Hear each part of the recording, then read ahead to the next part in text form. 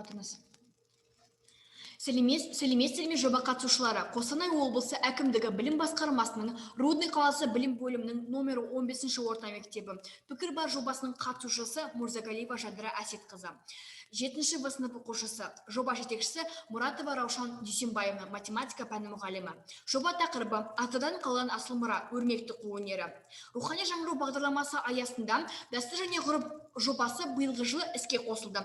Мен осы жоба аясында жазған өз жобамды ұсынамын. Жобамның өзектілігі: қазіргі таңда елімізде ұлттық құндылықтарымызды өркендетуге, ұлттық өнерді, ұлттық мәдениетімізді дамытуға қолдау жасалып отыр. Ұлттық қолөнеріміз бұл бізге ғасырлар бойы қалыптасқан біздің ұлттық ерекшелігіміз. Қолөнерді білу және жастардың бойына сіңіру әрбір маманның, ұстаздың міндеті екенін ескертіп отыратын менің жоба жетекшім Мұратова Раушан Дүйсенбаевна ұлттық қолөнердің нағыз жанашыры.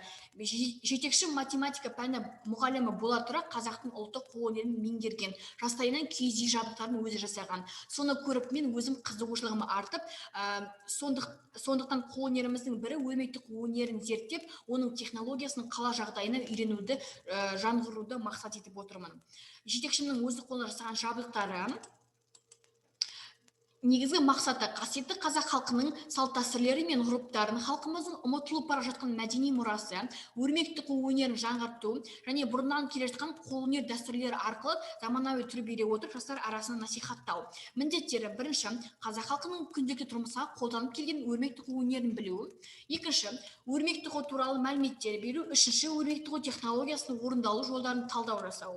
Жұмысымның болжамы: қазіргі заман талабына сай, әсіресе ұлттық қолөнерден алыстап кеткен қала жастары үшін өрнекті қуу өнердің ескі технологиясын түрлендіріп жаңарту қажет деп ойлаймын. Зерттеу жұмысының нәтижелері. Жобаның нәтижесі: ата-бабаларымыздың келе жатқан өнердің ұмытылып кетпеуі, өзім бастаған ісімен нәтиже шығару, құрбыларының арасында өрнекті қуу өнерінің қолжетімді технологиясын насихаттай отырып нәтижеге жету. Кезеңдері: бірінші, өзім таңдап зерттегелі жатқан тақырыппен танысу. Екінші, өрнекті қуу өнері жайлы мәліметтерді іздеп, жинақтап, өрнекті қууды үйрену. Үшінші, жинаған жұмысымды зерттелеп, жүйелеу.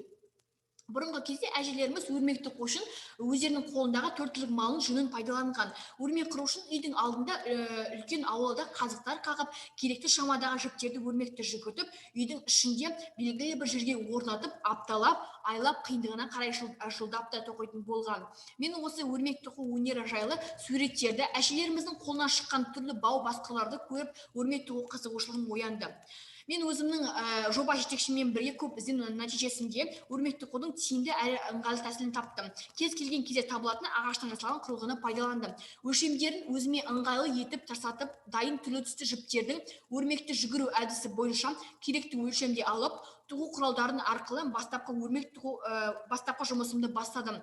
Бұл әдіс жасөспірімдер қыздар үшін ыңғайлы, қолжетімді және орын талғамайды. Үйде кез келген жерде тоқуға болады. Өрнек тігу қажетті құралдар: өрнек құрылғысы, ағаш, түрлі түсті жіптер, 1000 теңгенің көлемінде, бау басқыруға керекті оюлар, әлеуметтік желі арқылы алуға болады. Қайшы, терме ағашы, қылыш, адарығы, арқау жібі. Міне көріп тұрғандарыңыздай, міне түрлі түсті жіптерден құрылған қақпа өрнегі 5-6 сағат болады. 6 түсті қажет. Бұл өрнекті жүгіру әдісі. Бұл жақта түкті ақ басқұр түрлі түсті жіптерден ою өрнектен салып тоқытылады. Міне көріп отқандарыңыздай, осылай бірінші жіптерді алып, осылай етуге болады. Бұл өте негізі қиын.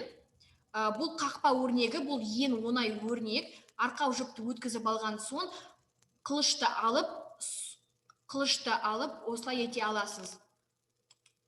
Қорытынды: шебер сыныптар өткізу, ата-аналар мен оқушыларға насихаттау, мектепте ұлттық өнерді дамытудың тиімді жолын ұсыну. Бұл мектеп оқушыларға сабырлықты, ойлануға, жылдамдылықты, шапшаңдылыққа, алғырлыққа тәрбиелейді.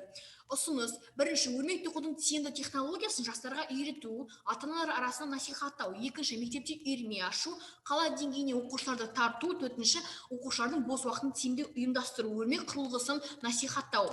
Жобаның жүзеге асыру кезеңі міне. Өрнек тігуге қызығушылығыңыз болса, мына нөмірге хабарласыңыз. Назарларыңызға рахмет.